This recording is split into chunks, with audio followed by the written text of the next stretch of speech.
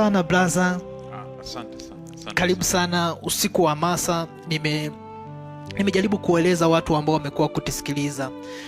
Ndoto kubwa ya usiku wa hamasa ni darasa, kwamba tunatamani watu waje kujifunza. Wajifunze kwanza kwa njia ya mazungumzo, lakini wajifunze kwanza kwa njia ya hamasa, ya inspiration quote mbalimbali, lakini pia wahamasike kwa njia ya uimbaji. Kwa hiyo siku ya leo naamini kuna darasa kubwa sana ambalo watakao kuwa wakitutazama kutoka sehemu mbalimbali duniani, Afrika, Tanzania, kila eneo, kuna kitu tunatamani siku ya leo tukipate.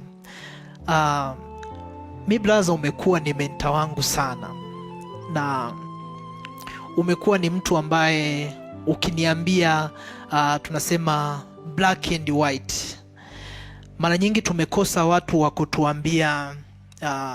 Mara nyingi tumepata watu wengi sana kwenye maisha, watu ambao wanatupigia sana makofi. Tunakosaga sana watu ambao wanaweza wakatuambia eli, hii ni black and hii ni nyeupe, hii ni nyeupe, hii ni nyeusi. Kwa mimi kwangu umekuwa ni mentor, umenifundisha masuala mazima ya uwekezaji. Naamini usiku wa leo kuna watu utawahamasisha pia, lakini umenihamasisha sana kuhusu masuala ya kutimiza kile kitu ambacho Mungu amekupa au kitu ambacho Mungu amenipa ndani yangu. Kwa kipekee sana brother, nikukaribisha sana. Ili ni darasa ambalo watu wanatakiwa waje kujifunza, na mwalimu wetu wa usiku wa leo ni wewe. Asante. Karibu sana brother. Asante sana kwa hiyo heshima ya mimi kuwa mwalimu. Wewe ni mwalimu wangu brother. Shukrani sana. Katika usiku wa leo nitamani ujitambulishe kwanza wewe. Okay. Yes. Mimi kwa majina naitwa Willa John Tinga. Naam. Mimi career wise mimi ni business consultant. Exact. Ni mkurugenzi kwenye firm inaitwa Mowi Consulting na Mowi School of Business. Okay. Hizo ni firm mbili ambazo kwa upande wa Mowi Consulting tunashughulika sana na masuala yanayohusiana na uhasibu, ushauri wa mambo ya kodi, na kwa upande wa Mowi School of Business tunashughulika na elimu kwenye eneo zima la biashara, kuanzia namna ya kuandika miradi, namna ya kusimamia biashara. Okay. Lakini pia huko Mowi School of Business pia tunatoa huduma ya usimamizi wa biashara yenye ambayo tunaita management consulting. Kwa hiyo mimi shughuli zangu na mihangaiko yangu ya kila siku iko kwenye maeneo hayo niliyoyataja. Okay. Kwa hiyo mtu yote anahitaji ushauri wa kibiashara, nyinyi kama Mowi mnafanya yoyote? Yeyote. Kama ndio unaanza biashara, kama ndio unafikiria tayari una biashara, unataka kufunga biashara, at any stage ya biashara, sisi tuko tayari kushauri na kukusaidia. Okay. Naamini kwa watu ambao mmekuwa mkitutazama na mmeelewa usiku wa leo tuko na mtu wa namna gani na ni mtu mwenye vitu gani ambavyo anaweza akashare na sisi. Kitu cha kwanza brother, nakumbuka mwaka 2023-22 kuna jambo moja uliniambia ambalo mpaka leo ndani yangu mimi linapiga kelele, na nakumbuka ulinipigia simu ukaniambia, eli, Mungu ameniambia unatenda dhambi. Unajua kikawaida lilinipa mpaka nilipokuja kukutana na wewe ndo akili ikatulia, lakini kikawaida lilinipa maswali, kwa sababu nikasema okay, mimi kama mwanadamu si ajabu kuna dhambi nimetenda. Blaza ameonyeshwa kwenye pitapita mitaani huko, kuna dhambi si ajabu nimetenda. Lakini nilipokuja kukutana na wewe ukanieleza jambo moja, kwamba moja ya dhambi kubwa ni kwamba nilikuwa sifanyi kile kitu ambacho Mungu alinipa. Alafu ukaniambia jambo moja, kwamba ulitoka mkoa mwingine, mtu ambaye alikuwa na kuinspire ni mimi, alafu ukakuta hamna kitu ninachoendelea nacho. Dhambi nini? Yani nitamani unieleze, yani dhambi ni nini? Okay. Kwa namna ambavyo tunaweza tukaitafakari. Okay. Dhambi, nadhani mi sio mtheolojia, kwa hiyo yes, sitakuwa mtaalamu sana wa kuelezea dhambi ni nini. Yes. Ila kutoka tu kwenye kusikiliza wengine na kusoma yes, kutoka kwa wengine, karibu watu wote wanakubaliana jambo moja, kwamba yes, dhambi ni kupoteza hatua. Sasa kwa Kiingereza nadhani ndio ina miss step. To miss a step, yes. Miss step. Kwamba ulikuwa unatakiwa kwenda huku, wewe umeamua kwenda huku. Ulitakiwa kufanya hiki, wewe umeamua kufanya hiki. Naona? Yes. Hiyo ndio dhambi, kukosea. Yes. Kutokufuata utaratibu, kutokufuata mwongozo, kutokufuata maelekezo. Hiyo ndio dhambi. Sasa tukirudi kwenye huo mwaka unaousema, yes, ambapo tulizungumza, unasema nilikwambia kwamba Mungu ameniambia. Sikumbuki kama nilisema Mungu ameniambia. Ila nadhani nilisema Eli unatenda dhambi. La Mungu nitasema kama Paulo kwamba ili sio Mungu ni mimi ninasema. Nadhani nilisema kwamba Eli unatenda dhambi. Na mimi nilitaka kupata attention yako kwa kusema hivyo, na niliipata. Nadhani ulisafiri kabisa ukaja tukazungumza. Na mimi concern yangu kubwa ilikuwa ni kwamba ni wewe mwenyewe uliniambia kwa muda kadhaa, kila tulikuwa tukionana tukizungumza, unaniambia brother, mimi bana natamani sana kuwa inspirational speaker, natamani niandae events, natamani watu waje wajifunze. Lakini mimi nilikuwa naona kila siku tu unasema stories, lakini huchukui hatua. Tukikutana tena unaniambia, yani huwezi ukaamini, yani hiki kitu lazima nitafanya. Naona muda unaenda, nikasema okay, ngoja nijaribu kumstua kidogo huyu kijana. Nikamwambia unatenda dhambi. Sasa labda tukienda mbele kidogo, kwa nini nilisema Eli unatenda dhambi? Yes. Ni kwa sababu watu wengi, au kwa utaratibu wa kidini na utaratibu labda wa kiibada, tuko concerned sana na dhambi zinazohusiana na kutenda vitu ambavyo hatutakiwi kutenda.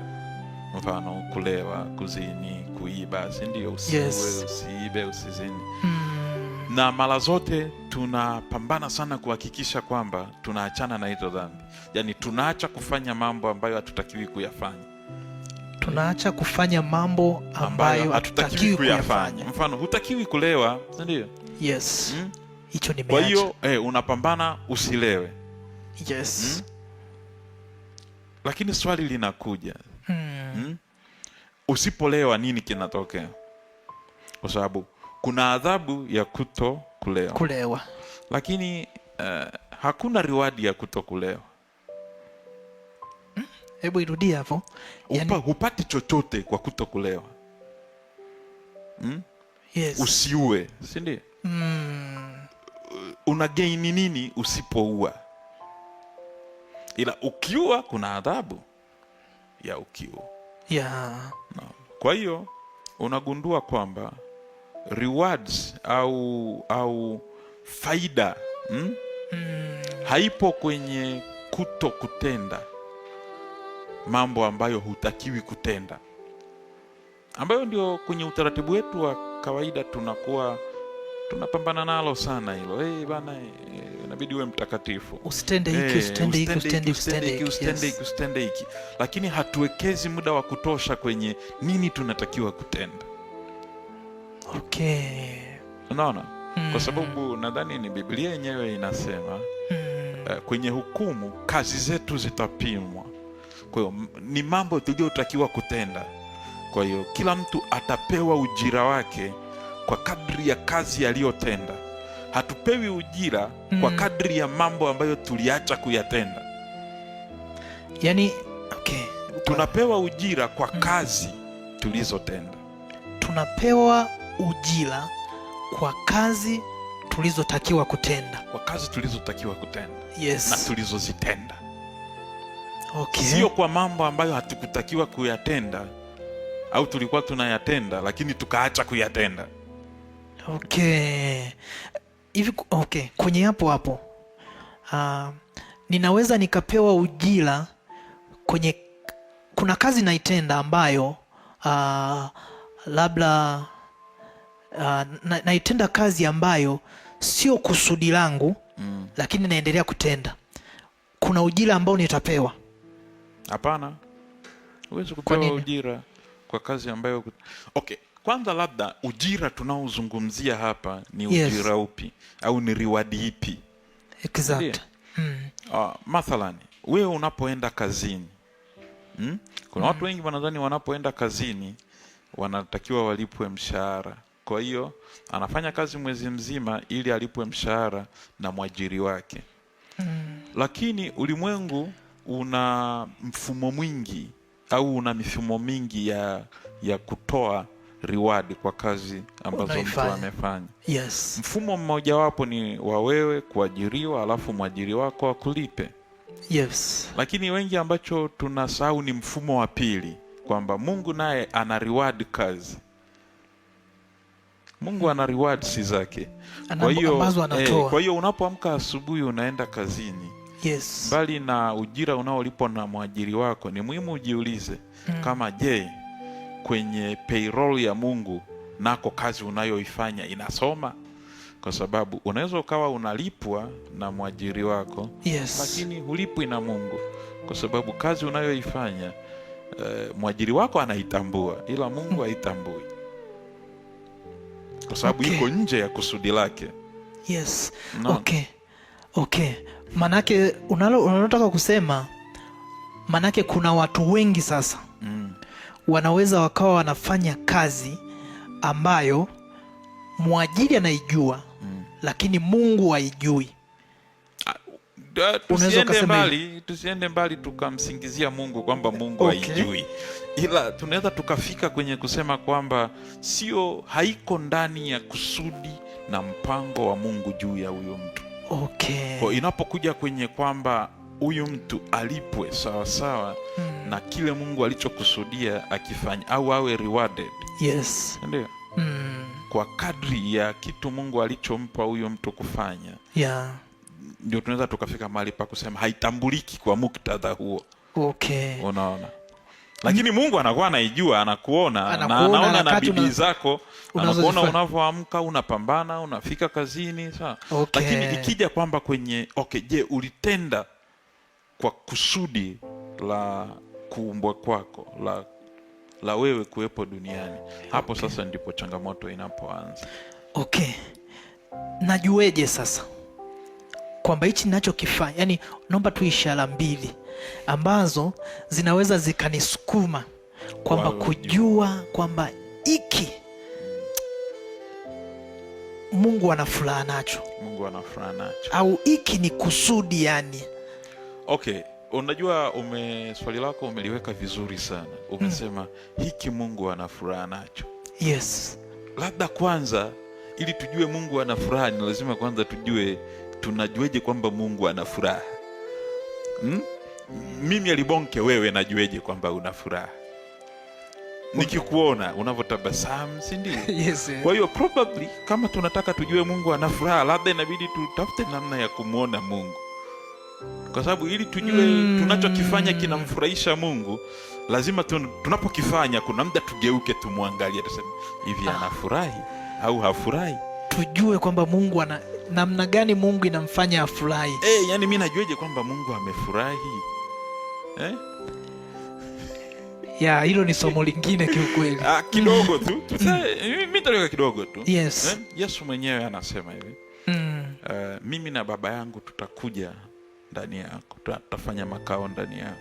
Yeah. Hapo anasema mimi na Baba yangu tukija ndani yako tutakuwa umoja na wewe. Kwa hiyo Mungu yuko ndani yetu. Yani sisi na Mungu tunashare umwili. Mungu hayupo mbinguni. Kwamba yuko mbinguni, huo ni mjadala mwingine. Tuseme tu Mungu yuko ndani. Kwa mujibu wa Yesu ni kwamba anakuja yeye na Baba wanakuja ndani yetu na tunakuwa umoja naye. Exact. Kwamba yuko mbinguni kama ulivyosema, huo mjadala mwingine, si ndio? Exactly. Lakini kwa sasa twende na alilolisema Yesu kwamba yeye na Baba wako ndani yetu na sisi ni umoja na yeye, pamoja na yeye. Kwa hiyo uwe na uhakika, Mungu akiwa na furaha, furaha ya Mungu pia inakuwa ni furaha yangu. Okay. Sawa. Hapo nimeelewa. Mungu akifurahi, maana yake na mimi nafurahi. Sisi ni umoja. Si ndio? Kwa hiyo moja ya ishara ya kwamba unachokifanya kinamfurahisha Mungu ni kwamba je, kwanza kinakufurahisha wewe? Moja ya ishara kwamba ili jambo unalolifanya linamfurahisha Mungu ni kwamba hilo jambo unalolifanya, je, na wewe linakufurahisha? Tuendelee.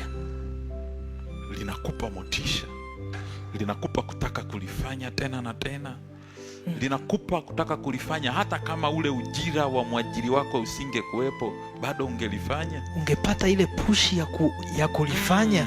Yani linakupa kuamka asubuhi na kuiona kwamba hii ni siku njema, linakupa kuwa na tumaini. Au unalifanya kwa sababu tu inabidi watoto wale, au unalifanya tu kwa sababu inabidi ulipe kodi, au unalifanya tu kwa sababu inabidi uwe na pesa. Huku ndani unajisikieje unapoamka asubuhi na kusema ngoja nijiandae niende kazini? Ndani yako kipi kinachokupa hamasa? Huu ni usiku wa hamasa. Yes. Wewe ni kitu gani kinakuhamasisha? Nini kinakupa hamasa kuelekea hilo jambo unalolifanya? Kinakupa moto? Kwa mtu ambaye unanisikiliza, kuna vitu vingi ambavyo unakuwa unavifanya. Hilo jambo unalolifanya, ishara mojawapo ya kujua kwamba hilo jambo ni Mungu amelipa kibali. Je, hilo unaloliamkia asubuhi linakupa hamasa? Jambo la pili, ulisema ishara mbili. Ishara mbili, yes. Jambo la pili, hilo jambo unalolifanya lina athari gani kwa watu wengine? Matokeo kwa watu wengine? Yes. Kwa maana ya kwamba linaathiri vipi watu wengine? Linafanyije maisha ya wengine kuwa bora? Kama unakifanya kwa sababu moja tu, watoto wako wale, ulipe ada, ulipe kodi, ulipe familia, yani mambo yako yaende vizuri, inaishia hapo. Hilo jambo unalolifanya sio kusudi la Mungu. Ili jambo liwe kusudi la Mungu, ni lazima sababu kubwa ndani yake iwe ni watu wengine. Watu wengine wawe na furaha, watu wengine wawe na amani, watu wengine waponywe, watu wengine wawe na maisha bora, watu wengine wafarijiwe, watu wengine waimarishwe, watu wengine. Ili ujue kitu ninachokifanya, hiki kitu ni kusudi la Mungu kwenye maisha yangu, kwanza wewe mwenyewe likupe motisha, likupe furaha, likupe kutaka kulifanya. Lakini jambo la pili, sababu ya kulifanya kubwa kabisa iwe ni watu wengine. Hayo mambo mawili yanatosha kabisa kukupa ishara, kukupa mwongozo kwamba kitu ninachokifanya ni kusudi la Mungu. Naamini kuna mwanga mkubwa ambao tumeupata. Kwa wewe ambaye ulikuwa unajiuliza maswali, unajueje kwamba hili jambo ninalolifanya ni kusudi la Mungu la mimi kulifanya? Hili jambo ninalolifanya ni kweli Mungu ameniita kulifanya? Lakini sasa nitamani tufahamu, nimeshajua kusudi la Mungu ndo hili, nawezeje sasa kutengeneza thamani ya hili jambo ambalo niko nalo, kwamba nimeshajua hili ni kusudi la Mungu, natengenezeje thamani ya hichi kitu? Na je, nimekusikia mara kwa mara ukiwa unafundisha how to create a value. Na mimi nimekuwa ni mtu ambaye kitu kikini inspire, yani ukinikuta tu lazima uniambie ili unataka utengeneze. Na juzi tu nimekuwa nikiandaa kitabu changu cha chakula mtaani, chakula safarini. Ni kitabu ambacho kimebeba hamasa au falsafa 365 zenye lengo la kuhamasisha kijana na kuhamasisha mzee kufikia safari ambayo tuko nayo hapa duniani. Nakumbuka nilikutumia cover langu la kitabu kama ilivyo kawaida, lakini nakumbuka ile cover. Ulini challenge yani kwa namna ambayo mtu mwingine asingeelewa, lakini mimi waga nimekuwa nikipenda kwamba okay brother, hebu ni challenge ili cover. Kwa hiyo naamini baada ya wewe kuni challenge ndo nikaliboresha zaidi kulifanya cover liwe bora. Sasa mtu ambaye ameshajua kusudi anatengenezeje, ana create vipi thamani? Okay. Ni swali kubwa kweli kweli. Yeah. Naomba Mungu nijitahidi kulijibu vizuri. Exactly. Mtu akishajua kitu ambacho kinampa motisha, akajua kwamba ni hiki, jambo la kwanza kabisa ambalo inabidi aanze kulifanya ni kutafuta nuru. Kutafuta nuru. Kitabu cha Mwanzo kinapoanza na uumbaji, si ndio? Mungu anaanza kuumba nini? Nuru. Nuru. Anaumba nuru. Kabla huja discover your purpose, si ndio? Kabla huja discover your purpose, ni unakuwa upo gizani. Kwa discovery ya purpose na kutaka kuishi ni mchakato wa kuanza kuishi nuruni. Okay. Ukishajua kusudi, mchakato mzima wa kujua kusudi na kuliishi ni mchakato wa kutoka gizani kwenda nuruni. Okay. Na jambo la kwanza kwa hiyo unalolifanya ni hiyo nuru. Sasa wekeza kwenye nuru. Kwa nini? Nuru ni maarifa. Wekeza kwenye maarifa. Anza kujenga kiu ya kujifunza kwenye eneo ambalo unaamini Mungu amekuita au Mungu anataka ulifanye kazi.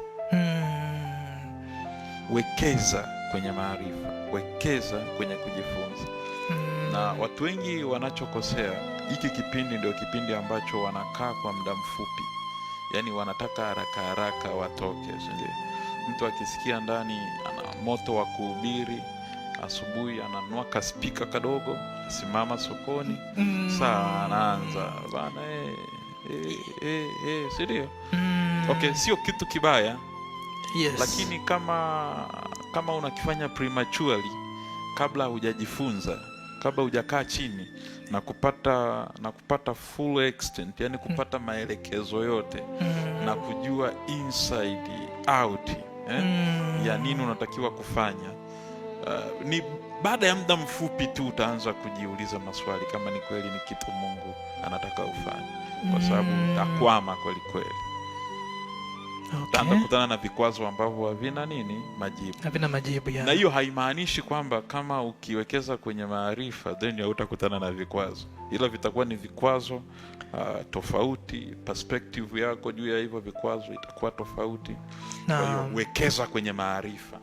Na maarifa ya kwanza kabisa unayotakiwa kuwekeza ni maarifa ya juu ya wewe ni nani. Hayo ndio maarifa ya kwanza. Maarifa ya kwanza, taratibu. Maarifa ya kwanza unayotakiwa kuyawekeza baada ya kujua kusudi aliyokuitia Mungu ni kujua kwamba wewe ni nani. Wewe ni nani? Okay? Mfano. Naam. Mimi nitatolea mfano wa gari. Sawa? Yes. Mimi nikishajua kusudi la Mungu. Yes. Ni mimi kubeba matofali. Sindio? Yes. Au kubeba mchanga. Naam. Lazima nianze kutafuta mimi kama chombo cha kubeba mchanga, hasa mimi ni nani? Gia ya kumwaga mchanga ndani yangu iko wapi? Nikikwama kwenye dude la mchanga, inabidi niingize gia ipi ili nitoke kwenye matope? Hapo unakuwa unatafuta naendeshaje hii gari ikiwa ina mchanga na ikiwa haina mchanga? kabla sijakurupuka kwenda kubeba mchanga. Yaani umeshasikia ndani kwamba mimi natakiwa nibebe mchanga. Sio swala la kwanza kwenda kukimbilia kubeba mchanga. Utakwama huko kwenye mgodi wa mchanga. Utapata changamoto, utajua nini unatakiwa kufanya. Utajua ni gia ipi unatakiwa kuengage kwenye situation ipi. Kwa hiyo wekeza kwenye kujifahamu. Tafuta maarifa ya wewe ni nani. Nayo maarifa yatafute kwa bei yoyote ile. Okay. Wekeza kweli kweli kwenye kutafuta wewe ni nani. Huo ndio msingi wa kwanza wa success. Who are you? Kwa unamaanisha kwamba mmoja ya uwekezaji mkubwa ambao mwanadamu anatakiwa kufanya ni kuwekeza kujijua yeye ni nani. Alipe gharama yoyote. Pasina shaka kabisa. Okay. Mithali inasema, mwanangu, kwa ajili ya maarifa ya aina hiyo lipa bei yoyote.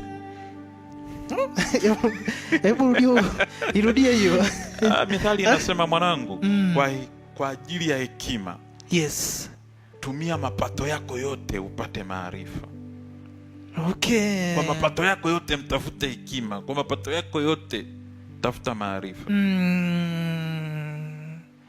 Maanake ni kwamba kwa resources zako zote ulizo nazo inabidi uwekeze kwenye kutafuta maarifa, kwamba mimi hasa ni nani. Tafuta hayo maarifa, na yapo. Ukianza kuyatafuta utakutana nayo tu. Tafuta kwa kujua wewe ni nani. Okay. Jambo la pili ambalo muhimu sana katika kujenga au kutengeneza thamani. Jambo la pili ni ukiwa kwenye huo mchakato wa kujitafuta wewe ni nani. Yes, tafuta jambo utakalo lifanya kwa wakati huo, kutokea kwenye ile context ya kitu unachotakiwa kufanya. Yes. Tafuta jambo ambalo unaweza ukaanza nalo kulifanya. Na hilo jambo ukilipata, lifanye kwa moyo wako wote. Wekeza kila kitu kwenye hicho kitu. Lifanye kwa bidii. Wewe unasema umegundua kwamba utakuwa mfanyabiashara mkubwa. Yaani ndani yako kila ukigeuka hivi una kiu ya kufanya biashara. Yeah. Kila ukigeuka hivi una kiu ya kufanya biashara. Exactly. Watu wengi wakipata kitu cha namna hiyo, moja kwa moja anaenda, mama naomba mtaji. Anapewa mtaji. Anaenda, yes, ananunua vitu, anaanza biashara. Ukifanya hivyo very likely utafeli. Okay. Na utakuwa disappointed. Na inawezekana hata imani kwamba Mungu amekuita kuwa mfanyabiashara utaipoteza. Itaanza kufa taratibu. Itakufa kwa sababu utapoteza pesa ulizopewa. Yeah. Lakini unaweza ukafanya tofauti kidogo. Si umegundua kwamba mimi ndani yangu nina moto wa kuwa mfanyabiashara. Tafuta kitu utakachokifanya kinachohusiana na biashara, na ukikipata kifanye kwa bidii. Mathalan, unaweza ukatafuta mtu mwingine anayefanya biashara, ukaomba ajira kwa huyo mtu anayefanya biashara ile ambayo yoyote, au biashara ambayo iko hatujajua ni biashara gani. Tunasikia tu moto. Kuna watu ndani ya mioyo yao wanasikia moto kabisa. Yaani akiona biashara za watu wengine anasikia ni kama kabisa sauti inamwambia unatakiwa kufanya biashara. Okay. Unaona wao wenye biashara na wewe inabidi uwe mfanya biashara. Sasa tumesema inabidi ujifunze wewe ni nani. Yes. Ukaniuliza jambo la pili, nikasema tafuta kitu yes, kinachohusiana na hiyo purpose yako uliyoigundua. Sio lazima kikave purpose nzima. Tafuta yes, kitu, na ukikipata ukifanye kwa nguvu zako zote, kwa akili zako zote, na kwa moyo wako wote. Ndio nikatolea mfano wa mtu ambaye amegundua kwamba anatakiwa kuwa mfanyabiashara. Ajiriwa na mfanyabiashara. Hapo kwa lengo la kwenda kupata experience na kujifunza, lakini pia unaendelea kudiscover yourself.